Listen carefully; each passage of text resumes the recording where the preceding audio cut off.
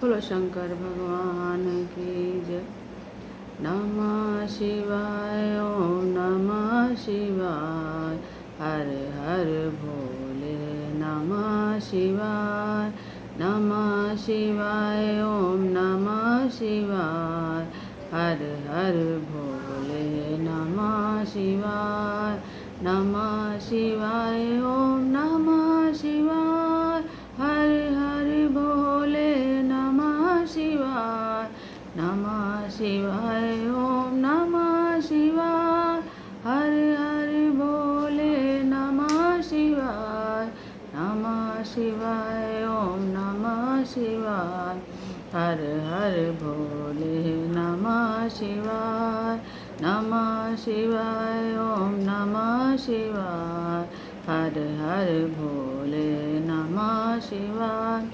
जटाधराय शिव जटाधराय। हर हर भोले नमः शिवाय। जटाधराय शिव जटाधराय। हर हर भोले नमः शिवाय। नमः शिवाय ओम नमः शिवाय।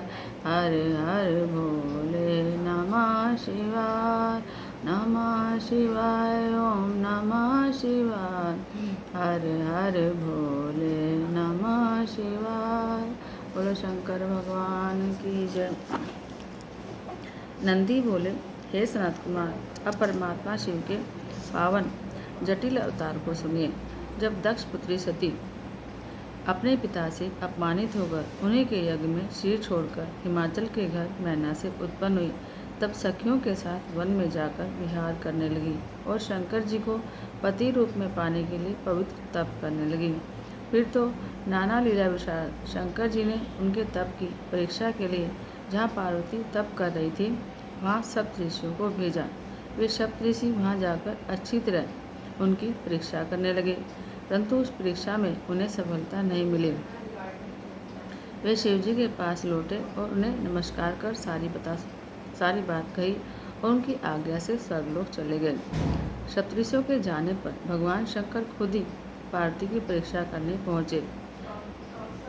उन्होंने इच्छा का शमन किया। जब इच्छा शांत हुई तो एक ब्रह्मचारी का रूप बनाया और एक बूढ़े ब्राह्मण का सिर बनाकर देवी को देखने के लिए उनके पास पहुँचे। तब दंड और चर्म से युक्त शांत स्वरूप उन अद्भुत तेज वाले ब्राह्मण को, जो ब्रह्मचारी वेश धारण किए वृद्ध, जटिल और कमंडलुधारी थे, पार्वती ने देखा तो उनकी पूजा की। सब सामग्री उठाकर उनकी पूजा की। फिर सादर प्रेम से पूछा कि आप कौन हैं और कहाँ से आए हैं।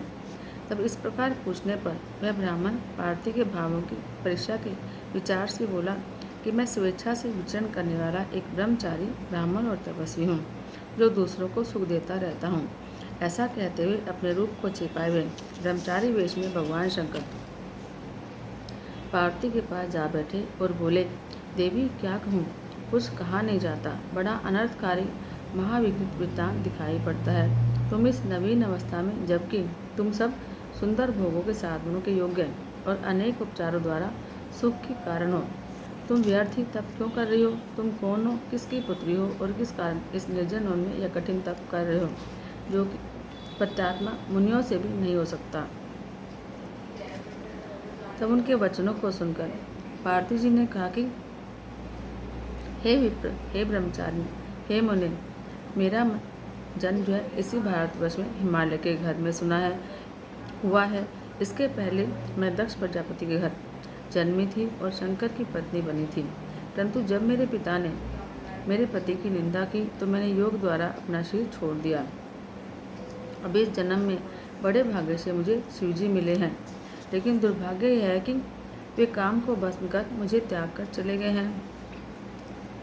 इसलिए मैं गुरु के वचनों से बद्ध हो बड़ी लज्जित हुई और पिता के घर से चलकर यहाँ तप करने आई हूँ। मैंने अपने मन, वचन और कर्म से शंकर जी को ही पति भाव से वरण किया है। यद्यपि मैं जानती हूँ कि वस्तु दुर्लभ है, लेकिन उसका मिलना कठिन है, फिर भी मैं तप में लीन हूँ। मुझे इंद्र आदि देवताओं से विष्णु और ब्रह्मा की भी आवश्यकता नहीं है। मैं तो केवल पिनाकधारी को ही पाना चाहती हूँ। तब पार्वती के इस प्रकार कहने पर वह ब्राह्मण बोला, ये देवी, हिमालय की पुत्री, तुमने एक ऐसी बुद्धि स्वीकार की है। क्या उचित है कि देवताओं को छोड़कर तुम शिव के लिए इतना कठिन तप करो? मैं उस रुद्र को जानता हूँ। उस रुद्र के एक बैल तो वाहन है और हमेशा विकृत आत्मा और जटाधारी है। हमेशा अकेला ही रहता है और अत्यंत वैरागी है। अतः तुम्हें उस शिव में मन लगाना ठीक नहीं है। कहाँ तुम और कहाँ वह? रूप आदि गुणों से विरुद्ध वह हर। मुझे तो तुम्हारा यह कर्म अच्छा नहीं लगता, बाकी तुम्हारी मर्जी। ऐसा कहकर उस ब्रह्मचारी ने पार्वती की परीक्षा की और उनके आगे अनेक प्रकार से अपनी निंदा की। तब विप्र के उन वचनों को सुनकर पार्वती क्रोध हो गई और उस ब्रह्मचारी से बोली, मैंने तो माना था कि आप कोई धन्य पुरुष हो। अब मैंने जान लिया, इस समय तुम वध के योग्य नहीं हो, क्योंकि ब्रह्मचारी के वेश में हो। अन्यथा तुझ धूर्त को और शिव निंदक को तो मैं मार ही डालती। तो अरे बहिर्मुख, तू शिव का तत्व नहीं जानता। मुझे पछतावा है कि मैंने तेरी पूजा की। जो मनुष्य शिव तत्व को नहीं जानता और शिव की निंदा करता है, उसका सारा पुण्य नष्ट हो जाता है। शिव जी के द्वेषी का स्पर्श करने से प्रायश्चित करना चाहिए। अरे दुष्ट, तूने जो यह कहा कि मैं शंकर को जानता हूँ, तो तू उनको निश्चय ही नहीं जानता। माया से अनेक रूपधारी शंकर कैसे भी हों, किंतु वे मनोरथों को देने वाले, विकार रहित और सज्जनों के प्रिय हैं। यह कहकर देवी पार्वती जी ने शिव तत्व का वर्णन कर अविनाशी शिव की प्रशंसा की। तब देवी की इन वचनों को सुनकर ब्रह्मचारी जो ही कुछ उत्तर बोलने को तैयार हुआ, तो ही पार्वती ने अपने सखी विजया से कहा कि हे सखी, यह ब्राह्मण अधम फिर कुछ कहना चाहता है, अतः इसको मना करो, अन्यथा यह अवश्य ही शिव जी की निंदा करेगा। शिव निंदक को पाप नहीं लगता, बल्कि उसके सुनने वाले को भी लगता है। शिव के किंकरों को चाहिए कि जो शिव जी की निंदा करे उसे मार डाले। यदि ब्राह्मण हो तो छोड़ दे, नहीं तो खुद ही किसी और स्थान चला जाए। यह दुष्ट फिर शिव जी की निंदा करेगा और ब्राह्मण है, इसलिए मारने के योग्य भी नहीं है। अतः यह सर्वथाई त्यागने योग्य है। मैं इस स्थान को छोड़कर कहीं और चली जाती हूँ, जिससे इस मुख के साथ बातचीत ही ना हो। पार्वती ने यह कहकर जो ही चलने के लिए पैर उठाया, तो ही भगवान शंकर ने उनका हाथ पकड़ लिया और बोले, जिसका तुम ध्यान करती थी मैं वही तो हूँ। और फिर वैसा ही रूप बनाकर पार्वती को दर्शन दिया और नतमुख वाली पार्वती से कहा कि हे शिवे, हे अनगे, कहाँ जाती हो? मैं तो तुमको नहीं त्याग सकता।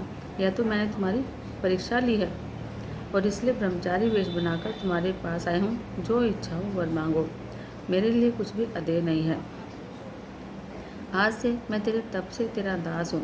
तुम्हारी सुंदरता को देखे बिना मुझे एक एक क्षण युग के समान बीतता है। हे प्रिय, अब तुम लज्जा छोड़ दो, क्योंकि तुम मेरी सनातन पत्नी हो।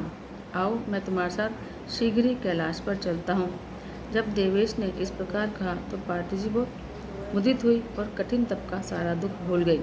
फिर शिव जी के दिव्य रूप को देखकर लज्जा से सिर नीचे करके प्रेम से बोली, यदि आप प्रसन्न हैं और मुझ पर दयालु हैं, कृपालु हैं, तो मेरे पति बनिए। फिर तो शिव जी ने सविधि पार्वती का पानी ग्रहण किया और कैलाश की यात्रा करी। इस प्रकार शिव के ब्रह्मचारी अवतार का मैंने वर्णन किया। जो इस पाप रहित उत्तम कथा को सप्रेम सुनेगा, वह सुखी होकर उत्तम गति को पाएगा। इस प्रकार शिव जी के 84 अवतारों की कथा समाप्त हुई। नंदी बोले, अब परमात्मा शिव का नर्तक नट नामक अवतार सुनाता हूँ।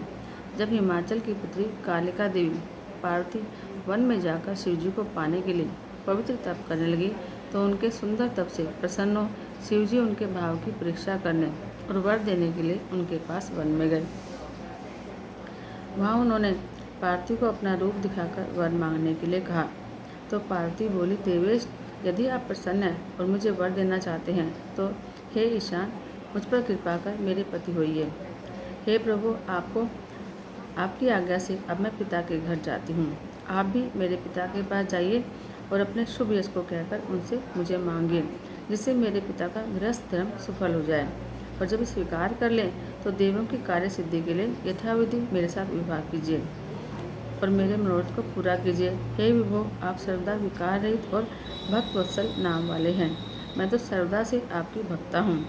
तब पार्वती ने ऐसा कहा तो शंकर जी ने तथास्तु कहकर कैलाश की यात्रा की। पार्वती भी अपने पिता के घर गई। तब पार्वती का आना सुनकर मैना और हिमाचल अपनी पुत्री को देखने चल पड़े। स्वागत करके घर लेकर आए और महोत्सव किया। मैना और हिमाचल ने ब्राह्मणों को बहुत सा दान दिया, वेद ध्वनिपूर्वक मंगलाचार कराया। फिर एक दिन मैना और हिमाचल गंगा स्नान को गए थे। उसी अवसर में सुंदर नट नर्तक का वेश बनाकर शिवजी मैना के पास गए, जिनके बाएं हाथ में लिंग और दाहिने हाथ में डमरू था, और जो लाल वस्त्र पहने पीठ पर गुदड़ी डाले थे। जब ऐसे नट का रूप बनाकर शिवजी आनंद के साथ मैना के आंगन में आकर नृत्य करने लगे, वे अपनी लिंग और डमरू को बड़ी ध्वनि के साथ बजाते और अनेक प्रकार की मनोहर लीलाएं करते, जिन्हें देखने के लिए सारे नगर के नर नारी वहाँ पर इकट्ठे हो गए। सबको शिवजी ने अपने मनोहर नृत्य और गान से वश में कर लिया। मैना प्रसन्न हो शीघ्र ही स्वर्ण के पात्र में रत्नों को भरकर देने चली, लेकिन शिवजी ने उन रत्नों को लेने से मना कर दिया और भिक्षा में पार्वती को मांगा और फिर नाचने और गाने लगे। यह सुनकर मैना को क्रोध आया और वह उनको घर से निकालने लगी। उसी समय हिमाचल भी गंगा से लौट आए और आंगन में भिक्षुक को देखा तो मैना से सारी बात सुनी, तो वे भी क्रोधित हो गए और अनुचरों को कहा कि इस भिक्षुक को बाहर निकाल दो, लेकिन कोई भी उनको बाहर न निकाल सका, क्योंकि वह भिक्षुक अपनी अनेक लीलाओं में चतुर और अनंत प्रभाव वाला था। वह तत्क्षण ही गिरिराज को पहले विष्णु के रूप में, फिर सूर्य के रूप में पार्वती के साथ हंसते हुए अपने सुंदर तेज में दिखाई पड़ा और उन दोनों से भिक्षा रूप में पार्वती को मांगा और कुछ ग्रहण नहीं किया। फिर गुप्त हो पार्वती की आज्ञा से अपने धाम को चले गए। यह देखकर मैना और गिरिराज को ज्ञान पैदा हुआ और वे पछताने लगे। बोले कि हमें अपनी सुंदर कन्या तपस्विनी को पार्वती को उनको दे देना चाहिए था। इस प्रकार विचार करते करते उन दोनों की शिव में पराभक्ति हो गई। फिर तो भक्तों के सुखदाता शंकर ने महालीला करके प्रेम पूर्वक यथाविधि पार्वती से विवाह किया। इस प्रकार सुनट नर्तक नामक शिव का अवतार कहा, जिसने पार्वती के वाक्यों को पूरा किया। शिव का यह सुनट नर्तक अवतार जो है सर्वपाप नाशक और परम गतिदायक है। नंदी बोले, अभी परमात्मा शिव का द्विज नामक अवतार कहता हूँ। जब मैना और हिमाचल की शिवजी में परम भक्ति हो गई तो उसे जानकर देवताओं को बड़ी चिंता हुई। वे आपस में कहने लगे, यदि गिरिराज अपनी एकांग भक्ति से शिवजी को अपनी पुत्री दे देगा तो निश्चय ही शिव के निर्वाण पद को पा जाएगा, और यदि कहीं यह रत्नों का आधार शैल मुक्त हो गया तो पृथ्वी रतन गर्भा कैसे कहलाएगी, तब तो इसका यह नाम बेकार हो जाएगा। फिर यह पर्वत स्थावर रूप को छोड़ दिव्य रूप धारण कर लेगा और शिवजी को कन्या देकर शिवलोक को प्राप्त कर लेगा। इस प्रकार की मंत्रणा कर देवता गुरु बृहस्पति के पास गए और कहा कि आप महादेव जी की निंदा करने के लिए हिमाचल के घर जाइए, जिसमें हिमाचल शिव भक्ति से विरक्त हो जाए और श्रद्धा से पार्वती को शिवजी के लिए देकर वहीं मुक्ति प्राप्त कर यहीं पृथ्वी पर रहे। तब देवताओं की इस बात को सुनकर बृहस्पति जी बोले, चाहे तुम लोग या तुम में से कोई एक देवता इस कार्य के लिए शैल के पास जाए और अपना इच्छा पूरी करें, परंतु मैं यह कार्य करने में असमर्थ हूँ। फिर ब्रह्मा जी से कहकर अपना कार्य कराओ। तब बृहस्पति जी से कोरा उत्तर पाकर देवता ब्रह्मा जी के पास गए। ब्रह्मा जी ने कहा कि मैं दुख देने वाली क्लयकारिणी शिव की निंदा नहीं करूँगा। तुम स्वयं ही कैलाश पर जाकर शंकर को प्रसन्न करो, उन्हीं को हिमाचल के घर भेजो। भगवान शंकर ही हिमालय के घर जाकर वहाँ अपनी निंदा करें, क्योंकि पर निंदा विनाशक है, और यदि कोई स्वयं ही अपनी निंदा करता है तो उससे उसे यश होता है। यह सुन सब देवता कैलाश पर शिवजी के पास गए और प्रणाम कर उससे सब वृत्तांत कहा। शिवजी ने हंसकर स्वीकार किया और देवताओं को आश्वासन दे विदा किया। फिर भक्त वत्सल माहेश भगवान शंकर ने हिमालय के पास जाने का विचार किया। दंड और छत्र धारण कर दिव्य वस्त्र पहन उज्ज्वल तिलक लगाया और हाथ में स्फटिक की माला और गले में शालिग्राम धारण किया। फिर भक्तिपूर्वक विष्णु नाम जपते हुए साधु का वेश धारण कर ब्राह्मण रूप में हिमाचल के घर गए। उन्हें देख हिमाचल सिंहासन छोड़ उठ खड़ा हुआ और साष्टांग प्रणाम किया। फिर शैल ने उस ब्राह्मण का परिचय पूछा तो साधु ने कहा कि मैं एक सर्वज्ञ परोपकारी ब्राह्मण हूँ, जो गुरु के बल से सब कुछ जानता हुआ साधु वेश में सब जगह घूमता हूँ। मैंने अपने योग बल से जान लिया है कि तुम अपनी लक्ष्मी स्वरूपा कन्या को शिव जी के लिए देना चाहते हो, तो क्या यह सत्य है? पर तुमको शिव जी का कुल और शील पता नहीं है। वे हे नारायण, कुल से उत्पन्न शैल, तुम्हारी यह बुद्धि बिल्कुल भी अच्छी नहीं है। पहले तो यह देखो कि उसमें भी उसके एक भी बंधु बांधव नहीं है। फिर तुम अपने भाई और मैना से पूछो, पार्थी से नहीं। रोगी को औषधि अच्छी नहीं लगती, उसे तो कुपथ्य ही बाता है। पार्थी के दान रूप कर्म में यह उपयुक्त बात नहीं है। इसका तो नाम सुनते लोग तुम्हारी हंसी उड़ाएंगे, क्योंकि यह शिव तो हमेशा आश्रयहीन, एकाकी, विरूप, निर्गुण, अव्यय, शमशानवासी, विकट सर्पधारी और दिगंबर है। वह तो हमेशा शरीर में धूलि लपेटे, सब आश्रमों से भ्रष्ट हुआ, अविज्ञात गति और सिर पर बड़े बड़े सर्प लपेटे रहता है। ऐसा कहकर लीला विशारद शिवजी चले गए। मैना सहित हिमालय की बुद्धि विपरीत हो गई। अब वे सोचने लगे कि हम क्या करें। फिर भगवान शंकर ने भक्तों को हर्षदायक महान लीला कर देवताओं का कार्य किया। जो इस आख्यान को पढ़ता या सुनता है उसके पापों का नाश होता है और यह स्वर्गदायक, आयुवर्धक और कल्याणदायक है। यहाँ 86 अवतारों की कथा समाप्त हुई। नंदी बोले, अब परमात्मा शिव का विभु अश्वत्थामा नामक अवतार सुनो।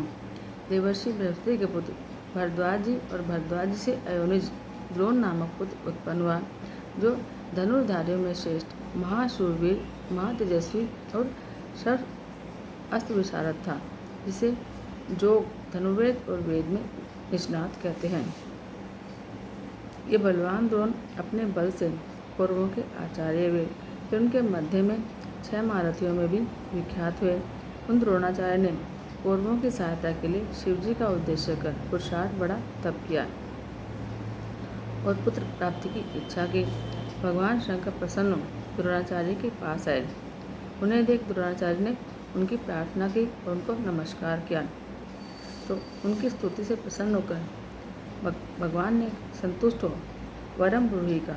इस पर द्रोणाचार्य ने कहा कि हे नाथ, अपने अंश से पैदा होने वाला सबसे अजय और महाबली पुत्र मुझको दीजिए। शिवजी ने तथास्तु कहा और अंतर्ध्यान हो गए। द्रोणाचार्य ने घर आ प्रेम से सारी बात पत्नी को कही। फिर तो समय पाकर सबको संहार करने वाला शिवजी के अंश से द्रोण को एक बलवान पुत्र प्राप्त हुआ।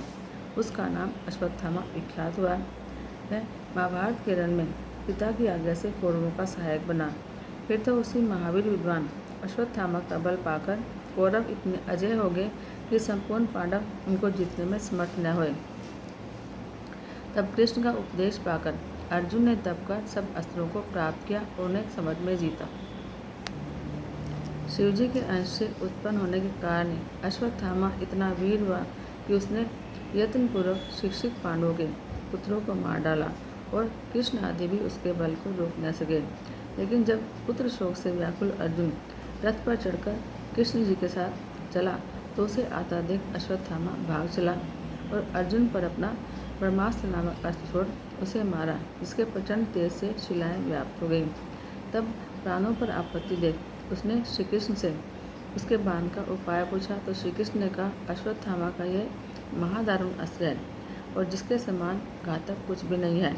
अब इसका एक ही उपाय है कि तुम अपने प्रभु शंकर का स्मरण करो, जिसे सब कार्य करने वाला तुमने भी बड़ा अस्त्र प्राप्त किया है। उसी शिव अस्त्र से इस तीव्र अस्त्र के तेज को नाश करो। ऐसा बोलकर श्री कृष्ण सहित अर्जुन शंकर का ध्यान करने लगे। अर्जुन ने भी शिवजी का स्मरण कर जल का स्पर्श कर प्रणाम करके अपना शैव अस्त्र छोड़ा। यद्यपि ब्रह्मशिर अस्त्र निष्फल क्रियावान नहीं था, लेकिन शैव अस्त्र के तेज से शांत हो गया। तब अश्वत्थामा ने इस संसार को पांडवों से रहित कर देने के अभिप्राय से इस अस्त्र को उत्तरा के गर्भ में जो बालक था उस पर चला दिया, ताकि वह बालक मर जाए। अब श्री कृष्ण जी समझ गए। उन्होंने अपना सुदर्शन चक्र भेज उत्तरा के गर्भ की रक्षा की।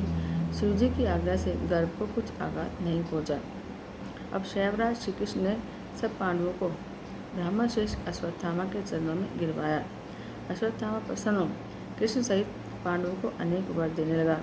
इस पर महेश्वर प्रभु ने द्रोण रूप से पृथ्वी पर अवतार लेकर यह परम लीला की। संपूर्ण सिद्धिदायक शिवजी का अश्वत्थामा नामक अवतार मैंने तुमसे कहा। जो मनुष्य भक्तिपूर्वक सावधान होकर इसे सुनेगा या कीर्तन करेगा, उसके सभी मनोरथ पूरे होंगे और अंत में शिवपुर को जाएगा। नंदी बोले, अब शिव जी के किरात अवतार के बारे में सुनो, जिसमें उन्होंने मूक कुमार अर्जुन को वर दिया। जब श्रेष्ठ पांडवों को दुर्योधन ने जुए में हरा दिया तो वे अपनी साध्वी द्रौपदी को साथ ले द्वैत वन में जाकर सूर्य से प्राप्त स्थली पर अपना जीवन सुखपूर्वक बिताने लगे। तब दुर्योधन ने पांडवों को कष्ट देने की इच्छा से ऋषि पुंगव यानी दुर्वासा को उनके स्थान पर भेजकर एक और ही कपट शुरू करवाया, जिसमें हजारों विद्यार्थियों को साथ ले दुर्वासा ने जाकर इच्छानुसार भोजन मांगा। पांडवों ने स्वीकार कर उन तपस्वियों को स्नान के लिए भेजा। फिर अन्न के अभाव से दुखी पांडव प्राण विसर्जन करने लगे। तब द्रौपदी ने जब श्री कृष्ण को याद किया तो श्री कृष्ण उसी समय वहाँ उपस्थित हो गए और स्वयं साग खाकर सबको तृप्त कर दिया। दुर्वासा अपने शिष्यों को तृप्त हुआ जान चले गए। श्री कृष्ण की कृपा से पांडवों का यह संकट चल गया। श्री कृष्ण जी पांडवों को शिव आराधना बताकर द्वारका चले गए। फिर पांडवों ने दुर्योधन के गुणों की परीक्षा करने के लिए उनके पास एक भील को भेजा। वह दुर्योधन के पास जा उसमें गुणों को उदय को जान पांडवों के पास आया। दुर्योधन का गुण सुन पांडव बड़े दुखी हुए, युद्ध का विचार किया, परंतु उपयुक्त समय न जानकर मौन रहे। फिर जटाजूट विभूषित रुद्राक्षधारी भस्म लगाए व्यास जी नमः शिवाय मंत्र का जप करते हुए उनके सामने आए। पांडवों ने देखा तो व्यास जी शिव के प्रेम में मग्न तेजपुंज साक्षात दूसरे धर्म के अवतारी श्री धारण किए थे। तब ऐसे व्यास जी को देख पांडवों ने खड़े होकर उनकी अभ्यर्थना की और कुशासन पर बैठा विधि प्रकार से पूजन किया। फिर स्तुति कर अपने को धन्य कहते हुए बड़ा हर्ष प्रकट किया और पांडवों ने व्यास जी से निवेदन कर उनसे ऐसे उपदेश की याचना की जिसमें उनका कष्ट शीघ्र ही दूर हो जाए। तब उन महामुनि व्यास जी ने प्रसन्न होकर कहा कि हे पांडवों, तुम कष्ट के योग्य नहीं हो, तुमने सत्य का लोप नहीं किया, अतः तुम धन्य और कृतकृत्य हो। पुरुषों का यह स्वभाव होता है कि वे प्राणों के चले जाने पर भी सद्धर्म को नहीं छोड़ते। हमारे लिए तो तुम और कौरव दोनों ही समान हो, तो भी बुद्धिमानों का धर्मात्माओं में पक्षपात होता ही है। पहले तो इस अंधे धृतराष्ट्र ने लोभवश स्वयं धर्म का परित्याग किया और तुम्हारा राज्य अपहरण कर लिया। यद्यपि उनके लिए और तुम और कौरव समान हो और पिता के मरने पर महात्माओं को पुत्रों पर दया करनी चाहिए, फिर भी उसने अपने पुत्र दुर्योधन को अनर्थ से नहीं रोका। यद्यपि वह ऐसा करता तो अनर्थ कदापि नहीं होता। उसके आगे जो हुआ वह तो हुआ ही, अब यह अन्यथा नहीं हो सकता। किंतु यह दुष्ट है और तुम सत्यवादी हो, अतएव उनका तो कल्याण होगा, क्योंकि जो बीज बोया जाता है उसी का तो अंकुर निकलता है। इस कारण तुम लोग दुख मत करो, इसमें संदेह नहीं कि तुम्हारा कल्याण होगा। इस प्रकार जब व्यास जी ने युधिष्ठिर आदि पांडवों को प्रसन्न किया तो पांडवों ने कहा कि यह तो आपने ठीक कहा, क्योंकि वे दुरात्मा तो हमको या वन में भी हमेशा कष्ट पहुँचाते हैं और हमारा अशुभ न करते हैं। फिर भी हे विभो, हमारे अशुभ को नष्ट करो और शुभ दान दो। पहले श्री कृष्ण ने भी यही कहा था कि तुम लोगों को शंकर जी की आराधना करनी चाहिए, जिसमें हमने प्रमाद किया। इसलिए अब आप हमें उस मार्ग का उपदेश कीजिए। तब पांडवों के इन वचनों को सुनकर व्यास जी प्रसन्न हुए और बोले, हे पांडवों, तुम्हारी बड़ी धर्म बुद्धि है। श्री कृष्ण का कहना सत्य था। मैं स्वयं ही शिव जी का आराधक हूँ। तुम लोग बड़े प्रेम से शिव जी का सेवन करो, इससे तुमको अतुल सुख की प्राप्ति होगी। शिव जी की सेवा न करने से ही सारे दुख प्राप्त होते हैं। फिर उन पांचों पांडवों ने अर्जुन को योग्य जान व्यास जी ने शिव जी की आराधना के लिए उसे इंद्र संबंधी विद्या का उपदेश कर पार्थिव पूजन का विधान बताया। अर्जुन इंद्रनील पर्वत के पास गंगा जी के तट पर तप करने चले गए। फिर व्यास जी सब पांडवों में श्रेष्ठ युधिष्ठिर से बोले कि तुम हमेशा धर्म में टिके रहना, इससे तुम्हें श्रेष्ठ सिद्धि प्राप्त होगी।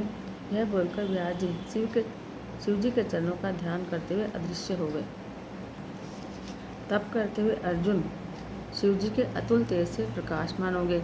अर्जुन को ऐसा देख पांडवों को अपनी विजय में संदेह न रहा। उन्हें अपने में विपुल तेज दिखाई पड़ा। जब अर्जुन शिव जी के लिए तप करने चले तो द्रौपदी सहित पांडवों ने बड़े दुख से उन्हें विदा किया। किंतु उन्हें विश्वास था कि व्यास जी के कहने के अनुसार शिव जी की आराधना से हमारा कल्याण होगा। इस प्रकार अर्जुन को तप के लिए भेज पांडव खिन्न और द्रौपदी सहित वहाँ रहने लगे, लेकिन अर्जुन के वियोग से उन्हें शांति नहीं मिली। तब उन्हें दुखी जान व्यास जी फिर उनके पास पहुँचे और पांडवों ने उनकी पूजा की। कुछ दिनों के लिए अपने पास रहने के लिए कहा। व्यास जी कुछ समय वहाँ पर रुके और अपनी कथाओं से उन्हें संतुष्ट करते रहे। एक दिन युधिष्ठिर ने व्यास जी से पूछा कि महाराज, क्या ऐसा कष्ट कभी किसी और ने पाया है या मैं ही ऐसा अभागा हूँ? मैं समझता हूँ कि इस प्रकार का दुख मेरे सिवाय किसी को नहीं मिला। यह सुनकर व्यास जी ने कहा, नहीं, औरों ने भी बहुत से दुख पाए हैं। निषद देश का स्वामी नल तो आपसे भी अधिक दुख पा चुका है। राजा हरिश्चंद्र ने भी बड़ा दुख पाया है। रामचंद्र जी को भी इसी प्रकार का दुख मिला है। वे तो दुखों की राशि ही थे। ऐसा कौन है जो शरीर पाकर दुखी न हो? पहले तो माता के गर्भ में जन्म ही दुख का कारण है। बाल्यावस्था भी कष्टकारक ही है। युवावस्था में दुख रूपी कामनाएं सताती रहती हैं। फिर वृद्धावस्था में मरण रूप तो महादुख प्राप्त होता ही है, जिससे मूर्ख मनुष्य बड़ा कष्ट और नरक तक भोगते हैं। इसलिए यह सब मिथ्या है, तुम सत्य का आचरण करो। शिव जी सत्य से ही प्रसन्न होते हैं, अतः मनुष्य को वही करना चाहिए। इधर तो यह अवस्था थी, उधर अर्जुन मार्ग के बहुत से कांटों को पार कर, बहुत कष्टों को पार कर इंद्रनील पर्वत पर गंगा जी के तट पर पहुँचे और फिर जैसा व्यास जी ने कहा था उसी के अनुसार वेश बनाया और इंद्रियों को वश में कर पार्थिव बना शिव जी का ध्यान करने लगा। वह तीनों काल स्नान कर विविध प्रकार से भगवान शिव की उपासना करता। उस उपासना से अर्जुन के सिर से तेज निकलने लगा। इसे देखकर जीवों को भय होने लगा कि यह तेज कब शांत होगा। यह कहने के लिए लोग इंद्र के पास गए और अर्जुन के कठिन तप का वृत्तांत कहा। अब सचिवती वृद्ध ब्राह्मण का रूप बनाकर अर्जुन की परीक्षा लेने चले। तब उन्हें अपने ओर आते देख अर्जुन ने उनकी पूजा की और पूछा कि कौन है आप और कहाँ से आ रहे हैं? अब ब्राह्मण वेशधारी इंद्र ने अर्जुन से कहा कि तुम इतनी थोड़ी अवस्था में तप क्यों कर रहे हो? यह तुम्हारा तप सर्वथा मुक्ति के लिए है या जप के लिए? अर्जुन ने अपना सब मंतव्य कहा। यह सुनकर ब्राह्मण ने कहा कि तुम्हारा यह तप शास्त्र धर्म से युक्ति संगत नहीं है, क्योंकि यह तो मुक्ति दाता है और इंद्र मोक्ष का नहीं सुख का दाता है। तुमको यह तप करना ठीक नहीं है। यह सुन अर्जुन ने क्रुद्ध हो इंद्र से कहा कि आप ऐसा क्यों कहते हैं? मैं न तो राज्य के लिए न मुक्ति के लिए व्यास जी के वचनों के लिए तप कर रहा हूँ। हे ब्रह्मचारी, आप कृपा कर यहाँ से जाइए। तो आप मुझे पतित करना चाहते हैं। आप ब्रह्मचारी को यहाँ आने की आवश्यकता क्या थी? इस प्रकार जब ब्रह्मचारी इंद्र ने अर्जुन को अपना वास्तविक रूप दिखाया और अर्जुन लज्जित हो गए। फिर अर्जुन को आश्वासन दे इंद्र ने कहा कि वर मांगो। अर्जुन ने कहा, शत्रु में विजय दीजिए। इस पर इंद्र ने दुर्योधन सहित भीष्म, द्रोण और कर्ण आदि वीरों को दुर्जय कह द्रोण पुत्र अश्वत्थामा को शिव जी का अंश बताया और अपनी असमर्थता व्यक्त की। कहा कि इसके लिए शिव जी समर्थ हैं, तुम उनकी आराधना करो। पार्थिव दान से अनेक उपचारों हमेशा शिव जी की सेवा करो, तुमको अपनी अचल सिद्धि प्राप्त होगी। ऐसा बोलकर इंद्र जो है उनकी रक्षा के लिए अपने कुछ अनुचरों को नियुक्त कर शिव जी का ध्यान करते अपने भवन चले गए और अर्जुन भगवान शिव की पूजा के लिए वहाँ पर तप करने लगे। नंदी बोले, अब अर्जुन ने व्यास जी की बताई विधि से शिव का अर्चन किया। फिर एक पांव के तलवे से पृथ्वी पर मुनि के समान खड़े हो एकमात्र दृष्टि से सूर्य की ओर देखते हुए मंत्र जपने लगे। अबाध गति से सर्वोत्तम पंचाक्षरी मंत्र जपा। फिर तो अर्जुन का तप तेज इतना प्रकाशित हुआ कि देवता भी विस्मित हो गए। और उसी समय दुष्ट दुर्योधन का भेजा हुआ मूक नामक दैत्य शूकर का वेश बनाकर वहाँ आया, जिसे कपटी दुर्योधन ने अर्जुन के पास भेजा था। वह अपने वेग से पर्वतों को तोड़ता, विश्व को उखाड़ता हुआ अनेक प्रकार से शब्द करता हुआ आया। उसे देख शिव जी के चरणों में मन लगाए अर्जुन सोचने लगा, यह क्रूर कर्म करने वाला कौन है और कहाँ से आया है? क्या यह दुर्योधन का भेजा हुआ है? इसे देखने पर मन व्याकुल व शत्रु है। आचरण ही कुल को कहता है, शरीर भोजन को कहता है, वचन शास्त्र कहता है और नेत्र स्नेह को कहते हैं। इस प्रकार के और भी मन ही मन के विचार निश्चय कर अर्जुन ने वहीं पर बैठे बैठे उस पर बाण चला दिया। उसमें अर्जुन की रक्षा और भक्ति की परीक्षा के लिए भक्त वत्सल शिव जी अपने गणों से वहाँ पहुँच गए। वह कच्छ बांधे हुए थे और शिवजी की ध्वजा वाले उनके सिर में श्वेत रेखा पड़ी हुई थी और वे स्वयं धनुष बाण धारण के पीठ पर बाणों के तरकश बांधे गणों से भीलों के राजा बने हुए थे। ऐसे रूप में वे भीलों का शब्द करते हुए चले और शूकर भी शब्द कर रहा था। इसका शब्द दिशाओं में फैल गया था। जब अर्जुन ने अपने धनुष पर बाण चढ़ाया तो उसी समय उस शूकर का पीछा करते हुए शिवजी भी वहाँ पहुँच गए और उन दोनों के बीच में वह शूकर अद्भुत पर्वत के आकार का दिखाई पड़ा। अर्जुन और शिवजी ने एक साथ ही उस पर बाण छोड़ा। शिवजी का बाण शूकर की पूंछ में लगा और अर्जुन का उसके मुख में, और वह मूर्छित होकर गिर पड़ा। बाण उसके मुख से पार होकर पृथ्वी में समा गया और शूकर मर गया। देवताओं ने हर्षित होकर फूल बरसाए और शिवजी संतुष्ट हुए। अर्जुन को भी सुख मिला। मरते समय उस दैत्य ने और ही अद्भुत रूप दिखाया, जिसे देख अर्जुन ने कहा, ओहो, ये तो शूकर रूप बनाकर मुझे मारने आया था। यह तो कहो शिवजी ने मेरी रक्षा की। फिर शिव शिव का जाप करते हुए अर्जुन ने वहीं पर स्थित हो शिवजी की बड़ी स्तुति की और बार बार प्रणाम किया। उसी समय शिवजी ने अपने सेवक को भेज मृत शूकर के पास से बाण मंगाया। उधर से अर्जुन भी अपना बाण लेने आए और दोनों में विवाद हो गया। अर्जुन ने गण को ताड़ना की और अपना बाण ले लिया। गण ने कहा, ये दोनों बाण हमारे हैं, इसको छोड़ दो। अर्जुन ने शिवजी का स्मरण कर उनकी स्तुति की। गण ने कहा, तू झूठा तपस्वी है, बाण मेरा है, यदि तेरा है तो उसका फल दिखा, मैं पहचान कर लूँ। अर्जुन ने कहा कि बाण के फल पर मेरा नाम अंकित है, तुझे क्या दिखाऊं? जब तेरा स्वामी आएगा तो उसे दिखाऊंगा। तेरे साथ मेरा युद्ध शोभा नहीं देता, तेरे स्वामी से युद्ध करूंगा।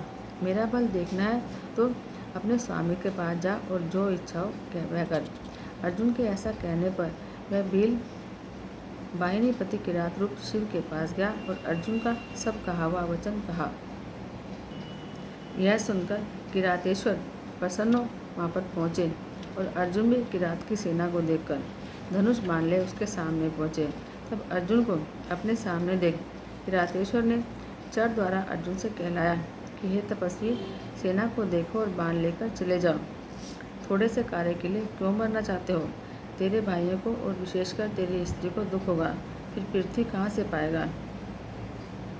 ऐसा कहते हुए अर्जुन के रक्षक और उनकी दृढ़ता के परीक्षक परमेश्वर शिव उनके निकट आ गए और सारी बातें बताई। अर्जुन ने उस गण से भीलराज से कहलवाया कि इसका परिणाम विपरीत होगा। यदि मैं अपने बाण दे दूंगा तो निश्चय ही कुल कलंकी कहलाऊंगा। मेरे भाई भले ही दुखी हों, पर मैं युद्ध अवश्य करूंगा। शिगाल से सिंह भयभीत नहीं हुआ करता, वंचर से राजा नहीं डरता। जब अर्जुन ने ऐसा कहा तो भील अपने स्वामी के पास जाकर सारी बात कह लगा। यह सुनकर किरात नामक महादेव अर्जुन के पास पहुंच गए। फिर तो उनको आया देख अर्जुन ने शिवजी को याद कर दारुण युद्ध शुरू किया। गणों सहित उस भील राज ने तीव्र बाणों से अर्जुन को पीड़ा दी। अर्जुन अपने स्वामी को याद करने लगे। फिर उनके बाणों को काटते हुए शिवजी पर भी अर्जुन ने बहुत से बाण चलाए, जिसे शिवजी ने सहन किया। अर्जुन को भयंकर मार से भील राज के गण भयभीत हो भागने लगे। पराक्रमी अर्जुन अपने तीव्र बाण चला शंकर से युद्ध करने लगे, परंतु शंकर जी को अर्जुन पर दया ही आ रही थी, इससे वे और भी निकट चले गए, परंतु अर्जुन उन पर प्रहार करता ही रहा। शिवजी पर उसके बाणों का कोई असर नहीं हुआ। यह देखकर शंकर जी हंसने लगे। फिर तो उन्होंने भक्त के वश अर्जुन को अपना सुंदर रूप दिखाया। अर्जुन को बड़ा आश्चर्य हुआ और उसे अपने पर लज्जा आई कि बोले, यह तो मेरे प्रभु शंकर जी हैं। अरे मैंने इनसे युद्ध किया, भगवान की माया जो न करा दे। प्रभु ने अपना रूप छिपाकर मुझसे युद्ध किया। अर्जुन अपनी बुद्धि में ऐसा विचार कर हाथ जोड़े सिर झुकाकर शंकर जी को प्रणाम करने लगे। फिर बोले कि हे देवादिदेव, हे करुणा के सागर सर्वेश, मेरे अपराध को क्षमा कीजिए। यह आपने क्या किया? आपने अपना वेश छिपाकर मुझसे क्यों चला? आप जैसे स्वामी से युद्ध करने वाले मुझको धिक्कार है। इस प्रकार का पश्चाताप करते हुए अर्जुन शंकर जी के चरणों में गिर पड़ा। तब अर्जुन को शंकर जी बोले, तू खेद मत कर, तू मेरा बड़ा भक्त है, यह तो मैंने तेरी परीक्षा ली थी। ऐसा कहते हुए शंकर जी ने अर्जुन को अपने हाथों से उठाकर अपने गणों से यह समझाकर उनकी लज्जा छुड़ाई। फिर वीरों में माननीय अर्जुन को प्रसन्न करते हुए शंकर जी बोले, हे अर्जुन, आज से मैं तुझ पर प्रसन्न हूँ और तेरे इन प्रहारों को भी मैं अपनी पूजा ही मानता हूँ, क्योंकि तुमने अपनी इच्छा से यह अपराध नहीं किया है। इसमें तो मेरी ही प्रेरणा थी, अतः जो इच्छा हो वर मांग ले। अर्जुन ने कहा कि हे भक्तवत्सल, मैं आपकी कीर्ति का वर्णन क्या करूं, किंतु मैं इतना ही जानता हूं कि आप बड़े ही कृपालु हैं। ऐसा कहकर अर्जुन भक्तिपूर्वक भगवान शंकर की यह स्तुति करने लगा कि हे देवादिदेव, हे कैलाशवासी, हे सदाशिव, हे कल्याणकारी, आपको नमस्कार है। हे कपर्दी, हे त्रिनेत्र, हे प्रसन्न रूप, हे सहस्र सिर वाले प्रभु, आपको नमस्कार है। हे हाथ में डमरू और कपालधारी 10 भुजा वाले परमात्मन, आपको नमस्कार है। हे मुंडमालाधारी, आपको नमस्कार है। हे बागंबर ओढ़े हुए हस्ती चरमधारी, अंगों में सर्पधारी और सिर पर गंगा जी को धारण करने वाले, आपको नमस्कार है। हे प्रभु, ये जो दृष्टिगोचर होने वाला समस्त आपका ही तेज है। अन्वय भेद से आप ही त्रिलोक में ज्ञान स्वरूप है। आपके गणों की संख्या नहीं है, आपके गुणों को वेद भी नहीं गिन सकता।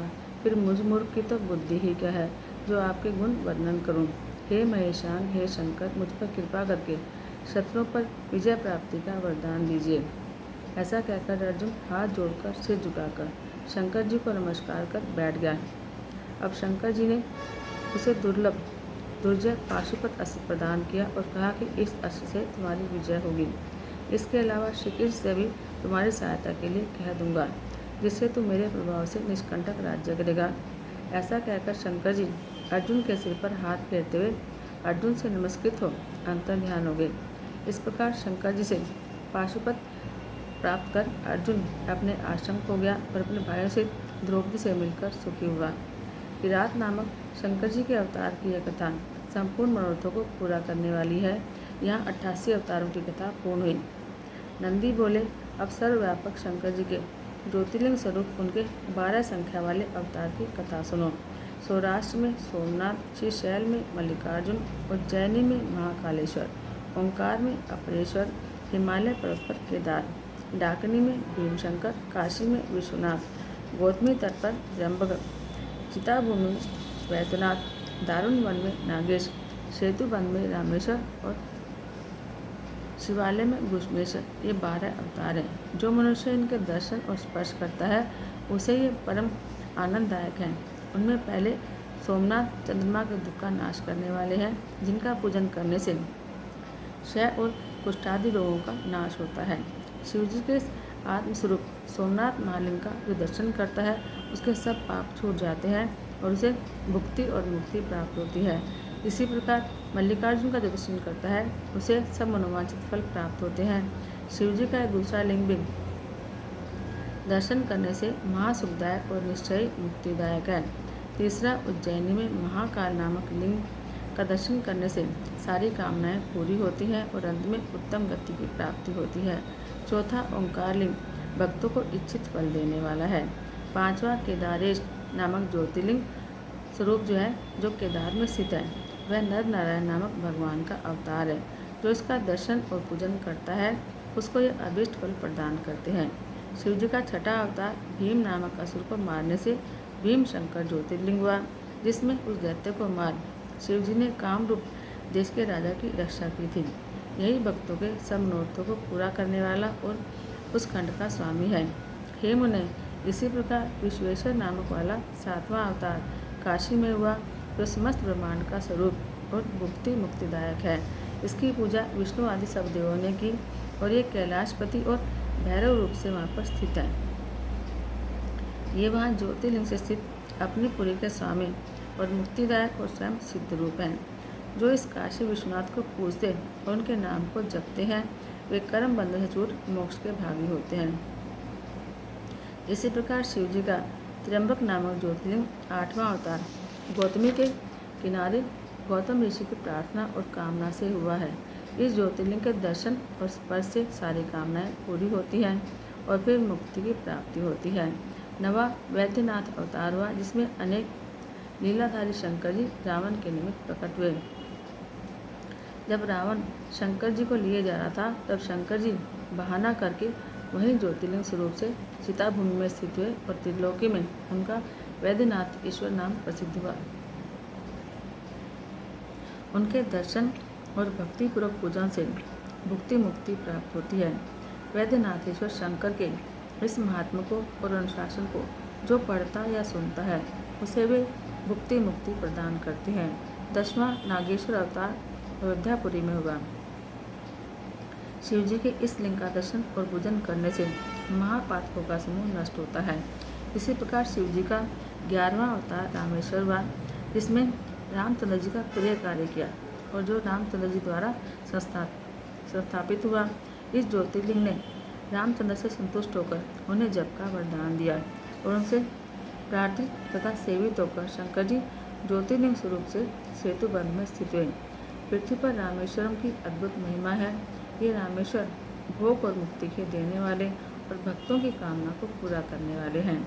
जो मनुष्य इन रामेश्वर महादेव का भक्तिपूर्वक गंगा जल से स्नान कराता है वह जीवन मुक्त होता है और संसार में देव दुर्लभ भोग भोग कर फिर परम ज्ञान को प्राप्त कर कैवल्य मोक्ष को प्राप्त करता है।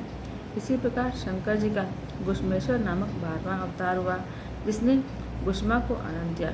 दक्षिण दिशा में देवलोक के पास सरोवर में गुष्मा प्रिय करने वाले शंकर जी प्रकट हुए, जिन्होंने सुदेह दैत्य से मारे हुए गुष्मा के पुत्र को उसकी भक्ति से संतुष्ट होकर उसकी रक्षा की। फिर उससे प्रार्थित सब कामदायक गुष्मेश्वर नामक शिवजी ज्योतिर्लिंग स्वरूप में उस सरोवर में स्थित हुए। जिस लिंग के दर्शन पूजा से यही लौकिक सुख की प्राप्ति होती है और शिवजी की यह दिव्य 12 संख्या वाली ज्योतिर्लिंगावली मैंने वर्णन की। जो इस ज्योतिर्लिंग कथा को पढ़ता या सुनता है वह सब पापों से छूटकर भोग और मोक्ष को प्राप्त होता है। यह 100 अवतारों की शतरुद्र नामक संहिता सब कामनाओं के फल को देने वाली है। जो इसे मन लगाकर पढ़ता या सुनता है उसके सभी मनोरथ पूरे होते हैं और वह मोक्ष को प्राप्त करता है। इति श्री शिव महापुराण के अंतर्गत श्री शतरुद्र संहिता संपूर्ण। बोलो शंकर भगवान की जय। हर हर महादेव।